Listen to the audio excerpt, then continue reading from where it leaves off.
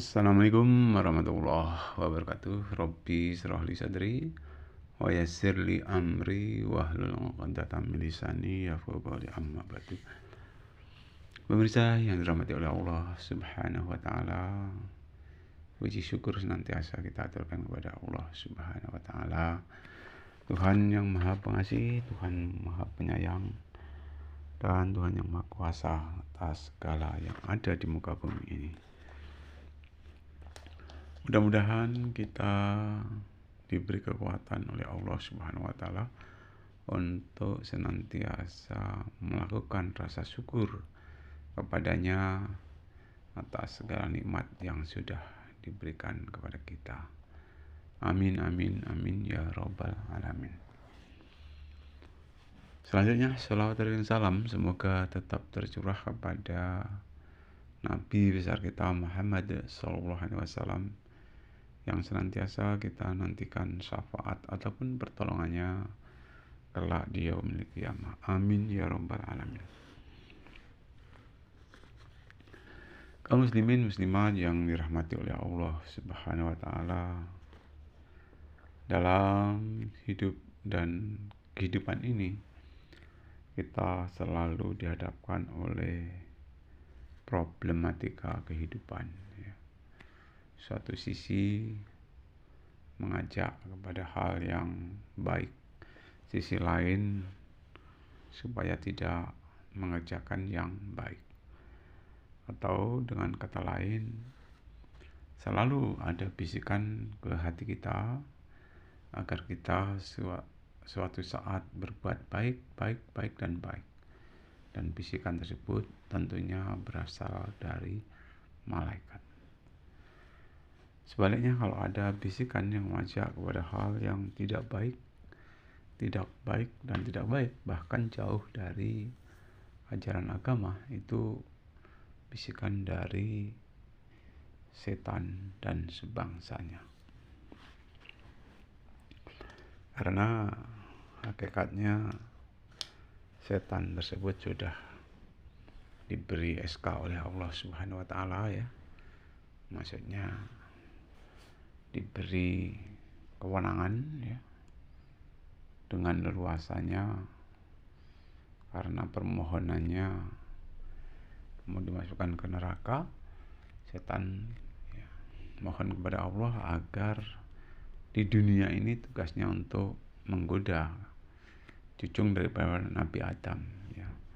Menggoda dalam artian agar mencari teman di dalam neraka.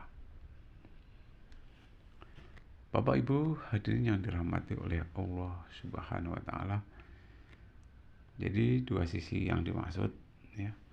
Bisikan-bisikan tersebut, orientasi kita hendaknya kita mengikuti bisikan daripada malaikat, ya, supaya kita senantiasa mengamalkan kebaikan-kebaikan yang mungkin kebaikan-kebaikan tersebut sudah dicontohkan oleh baginda Rasulullah SAW.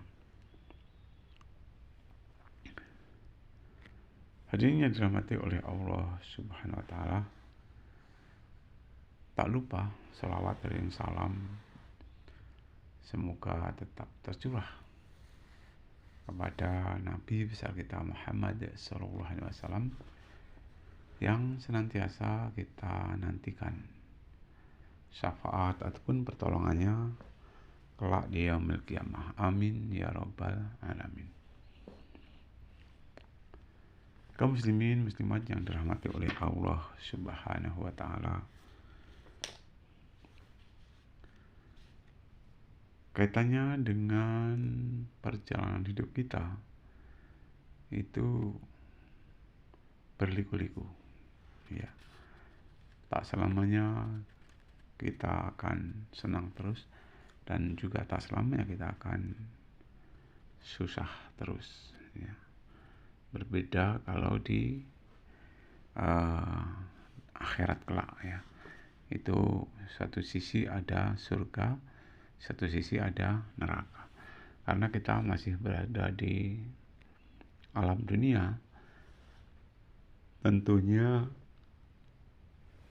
kita berusaha sedapat mungkin untuk bisa capai kejayaan, kemuliaan, kesejahteraan ya di dunia ini dan menuju ke alam baka, yaitu alam akhirat.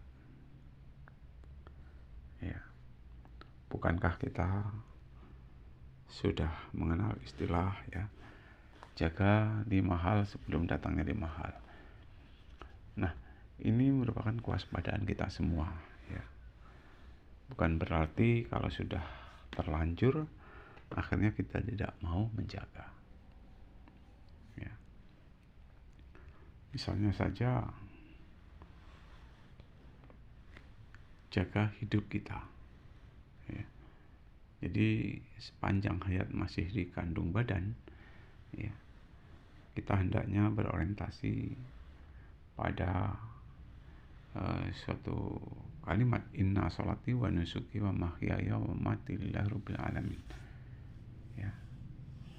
Di situ dikatakan oleh kita setiap sholat ya itu senantiasa dibaca inna sholati wa nusuki wa mahyaya wa mamati lillahi rabbil alamin. Sesungguhnya ibadahku, sholatku, dan hidup serta matiku kupasrahkan kepada Allah Tuhan semesta alam. Ya, jadi dari ayat tersebut ya ini mengandung pengertian yang cukup luas bahwa hidup dan mati kita dipasrahkan kepada Allah. Segala ibadah untuk Allah. Jadi kita kalau sudah sedemikian itu, maka seolah-olah problematika kehidupan ini ya semua kita kembalikan ataupun kita serahkan kepada Allah. Nah, bagaimana cara menjaga agar hidup kita ini berkah? Tentunya kita senantiasa lakukan amar ma'ruf nahi mungkar, mengajak kepada hal yang baik dan bersabar untuk meninggalkan ya, mencegah hal yang tidak baik. Kemudian muda, bukan berarti setelah tua kita tidak boleh menjaga, tidak. Tetap ya, jaga muda sebelum datangnya tua. Setiap manusia itu selalu berproses ya. Dari dunia anak ya mungkin terus dunia remaja, dunia tua. Nah, dalam hal ini jaga muda sebelum datangnya tua. Kalaupun kita sudah terlanjur tua, ya sudah, kita tetap menjaga tua kita ini. Ya, bukan berarti ya setelah kita tua kita nggak mau menjaga akan hidup dan kehidupan ini.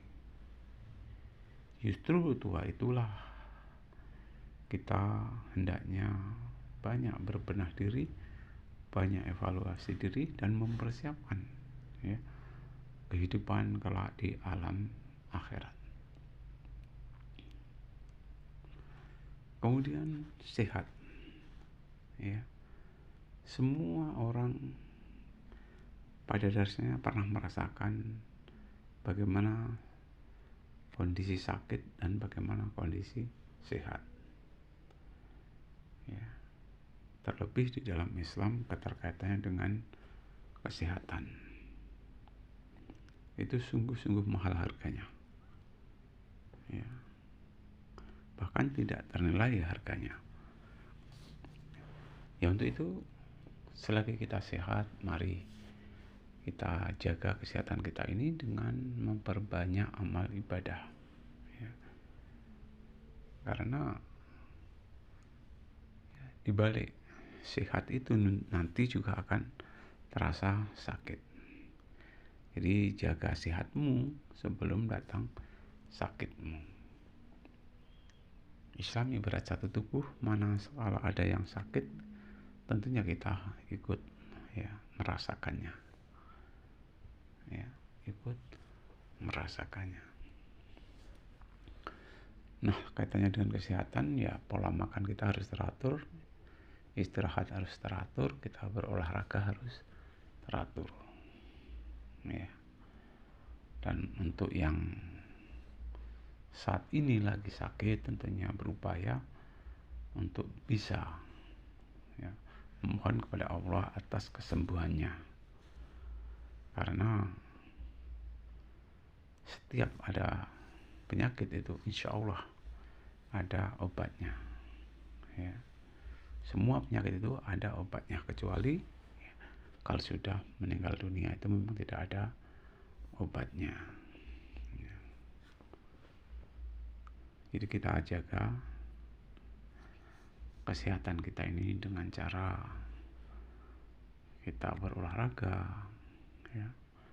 Nutrisi makan harus kita perhatikan, ya, dan juga perolehan makanan tersebut harus kita perhatikan, tentunya dengan jalan yang berkah, yang halal, karena hal ini akan bisa terus ya meningkatkan keimanan dan ketakwaan kita kepada Allah Subhanahu wa Ta'ala. Hadirin yang dirahmati oleh Allah Subhanahu wa Ta'ala, di samping sehat ya, juga faktor sempat. Tidak semua manusia itu akan diberikan lapangan ataupun kesempatan. Untuk itu kesempatan yang sudah diberikan oleh Allah Subhanahu wa Ta'ala tetap kita jaga, ya, kita manfaatkan dengan sebaik-baiknya, karena suatu saat pasti juga akan datang suatu hal, yaitu kesempitan. Ya, itu ya jaga, mumpung ada kesempatan, tentunya kita mari sama-sama untuk berbuat baik. Kaitannya dengan harta, ya, harta tidak ada jaminan ya, membuat orang bahagia. Tetapi orang bahagia ya, juga sangat dipengaruhi oleh harta kepemilikannya. Ya. Kalau kita berbicara soal kekayaan ataupun kemiskinan, itu sebenarnya relatif. Karena ya, sementara ada yang berpendapat kaya itu orang yang mau bersyukur, ya, yang jelas juga terpenuhi kebutuhannya jasmani maupun rohani dan lain sebagainya.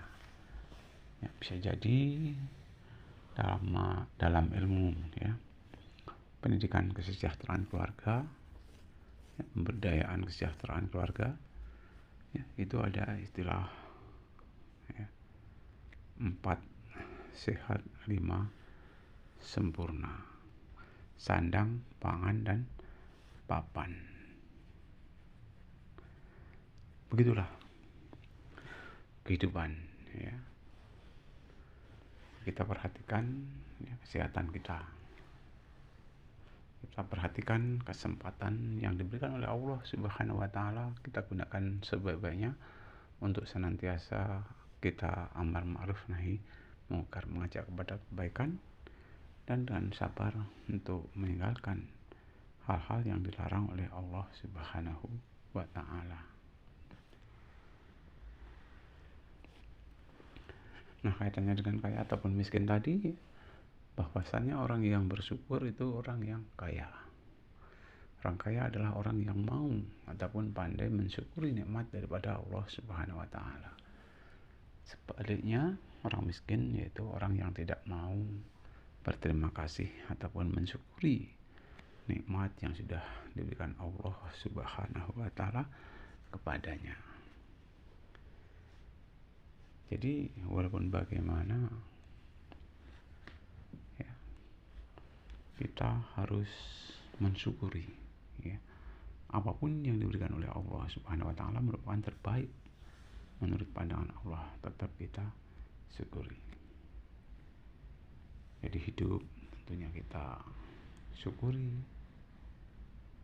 muda juga kita syukuri, tua pun kita harus bersyukur. kesehatan harus kita syukuri, kesempatan harus kita syukuri, kekayaan yang ada harus kita syukuri. Insya Allah dengan kita pandai mensyukuri segala sesuatunya, nikmat Allah Subhanahu wa Ta'ala akan senantiasa ditambahkan kepada kita. Kaum muslimin muslimat yang dirahmati oleh Allah Subhanahu wa Ta'ala, kalaupun toh sifat-sifat Rasulullah diantaranya adalah ya, ada tabligh, sidik, amanah, dan fatonah. Kemudian beliau termasuk orang yang dermawan, suka memberi, ya. Jadi apa salahnya kita sebagai umat beliau, ya, umat Rasulullah SAW, ya, mari kita sama-sama contoh beliau, ya. Kita menjadi orang yang dermawan, ya. Hobi untuk memberikan sesuatu kepada orang lain, baik mungkin berupa ya, harta maupun berupa ilmu pengetahuan, ya. Karena menurut pandangan agama nggak boleh kita itu menyembunyikan istilahnya itu ilmu pengetahuan. Kita harus sampaikan kepada orang lain sekalipun itu hanya satu ayat. Semua punya kewajiban untuk menyampaikan hal yang baik. Jadi kita berusaha untuk menjadi orang yang dermawan, ya. Lebih baik kita memberi daripada kita menerima. Insya Allah, ya, kalau kita memberikan sesuatu kepada orang lain dengan ikhlas, nanti Allah Subhanahu wa Ta'ala akan ganti, ya, akan diberi yang lebih oleh Allah Subhanahu wa Ta'ala atas, ya, harta yang kita miliki, yang kita keluarkan di jalan Allah Subhanahu wa Ta'ala, yaitu dengan cara bersedekah ataupun memberikan sesuatu kepada orang yang berhak untuk menerima, ataupun memberikan sesuatu kepada orang lain. Bahagiakan orang lain, insya Allah dirimu juga akan peroleh suatu kebahagiaan. Kaum muslimin muslimat yang dirahmati oleh Allah Subhanahu wa Ta'ala, kita berusaha untuk menjauhi, ya, sifat-sifat kemunafikan, ya. Kita harus berusaha, karena hal tersebut itu berdosa, ya. Siapa sih orang munafik itu? Orang munafik itu diantaranya ya orang yang suka berbohong, orang yang suka berbuat dusta, dan orang yang suka berkhianat. Mari jauhi sifat-sifat tersebut, ya. Sifat bohong, sifat dusta, dan sifat khianat kita jauhi, ya. Kita rubah, ya. Bohongan itu kita rubah. Sifat-sifat, ya, yang ada pada diri kita, mungkin sifat bohong, kita rubah jadi benar. Jangan sampai kita berbuat bohong. Kita nggak boleh dusta, tapi kita apa adanya. Kemudian kita tidak boleh mengkhianati, ya, apa-apa atas pemberian Allah Subhanahu wa Ta'ala. Hadirin yang dirahmati oleh Allah Subhanahu wa Ta'ala, perlu diketahui bahwa, ya, lisan itu sangat penting di dalam dunia pergaulan, karena banyak orang yang tidak selamat karena tidak mampu ataupun tidak bisa menjaga lisan, sehingga selamat atau tidak manusia itu sangat dipengaruhi oleh lisannya ataupun sudut pandang dalam berbicara, ya. Jadi kehati-hatian kita dalam perilaku, ya, itu wajib hukumnya, karena walaupun bagaimana, ya, insya Allah dengan kehati-hatian kita, ya, sedikit banyak, ya, kalau kita hati-hati, insya Allah kita akan selamat, ya. sebagai orang yang beriman, sebagai orang yang bertakwa, ya, berbicara itu haruslah yang baik-baik. Kalau tidak bisa berbicara yang baik-baik, hendaklah kita diam, ya. Lebih baik diam daripada kita bicara yang tidak ada bukti maupun, ya, mungkin bisa mengakibatkan hal-hal yang gosip ataupun kebohongan. Kaum muslimin yang dirahmati oleh Allah Subhanahu wa taala, selaku muslim kita hendaknya harus berbaik sangka kepada siapapun. Dan jika kita melihat orang lain, ya, kita nggak boleh merendahkan orang lain. Justru kita junjung derajat maupun martabat orang lain. Ya.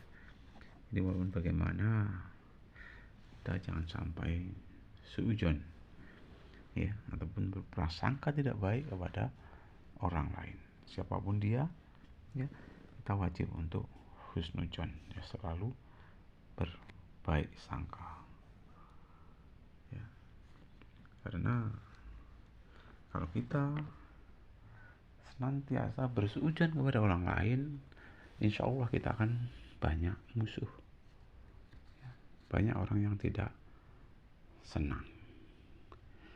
Jadi kita hendaknya siapapun itu kita punya prasangka yang baik kepada orang tersebut, ya.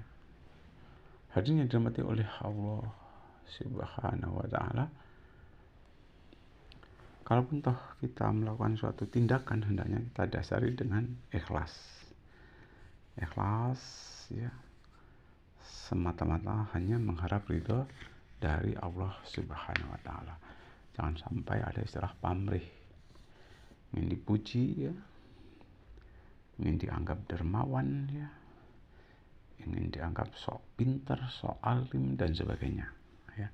Hendaknya kita niatkan apa yang kita lakukan itu, ya, hanya semata-mata mengharap ridho dari Allah Subhanahu wa taala. Jangan ada faktor yang lain. Karena innama a'malu binniyat. Sahnya amal itu tergantung pada niatnya. Dan niat di sini tentunya niat hanya mengharap ridho dari Allah Subhanahu wa taala. Bapak Ibu hadirin yang dirahmati oleh Allah Subhanahu wa taala. Kemudian kita di samping hidup bermasyarakat ini banyak-banyak kita evaluasi diri, ya. Apakah hari ini lebih baik hari kemarin? Apakah hari ini sama dengan hari kemarin? Apakah hari ini justru lebih jelek dari hari kemarin? Kita senantiasa evaluasi diri. Nggak perlu kiranya kita mengevaluasi orang lain, ya. Sebaiknya kita banyak-banyak evaluasi diri. Betapa banyak kekurangannya yang ada pada diri kita. Pandai-pandailah kita introspeksi diri, insya Allah, ya. Dengan kepandaian kita introspeksi diri, kita akan selangkah lebih maju. Dan kaitan dengan hal tersebut, ya, andapun orang memberikan masukan kepada kita, mengkritik kita, selama kritik itu, ya, konstruktif, ya, kritik yang membangun, insya Allah kita terima dengan lapang dada. Karena, ya, para penyair mengatakan sebuah kritik lebih berarti daripada 1000 pujian, bahkan 1.000.000 pujian. Jadi kalau kita dikritik orang lain, ya jangan justru kita membenci orang yang mengkritik. Kita harus, ya, berterima kasih, ya, atas masukan yang diberikan. Karena dengan demikian insya Allah kita bisa coba untuk berbenah kepada ke arah yang baik. Kaum muslimin muslimat yang dirahmati oleh Allah Subhanahu wa taala, lakukan kegiatan-kegiatan yang sudah Rasulullah lakukan. Seperti halnya Rasulullah SAW melaksanakan ibadah sholat itu di masjid. Ya, kita berusaha, khususnya kaum muslim, ya, Yang laki-laki yang kaum adam, kita berusaha juga sholat di masjid. Kemudian kegiatan sholat malam ataupun qiyamul lail, mari juga kita ikuti, karena Rasulullah juga pada hari-harinya, yaitu setiap malam, beliau selalu amalkan ibadah sholat tahajud. Ya. Kemudian samping itu juga beliau amalkan sholat duha. Ya. Apa salahnya? Ya. Dengan sholat duha, insya Allah akan membukakan pintu rezeki, memberi rezeki dan mencukupkan rezeki kepada kita. Ya. Samping itu, dalam setiap saat, setiap detik, setiap waktu, jangan lupa kita senantiasa zikrullah, ya. Ingat kepada Allah, berzikir kepada Allah. Ingatlah Allah dengan sebanyak-banyaknya, karena dengan mengingat Allah, hati akan menjadi tenang. Ya. Kemudian ya, kita harus jadikan Al-Quran itu ya suatu kitab suci yang mana di dalamnya itu berisi tentang pedoman untuk capai kebahagiaan dunia dan akhirat.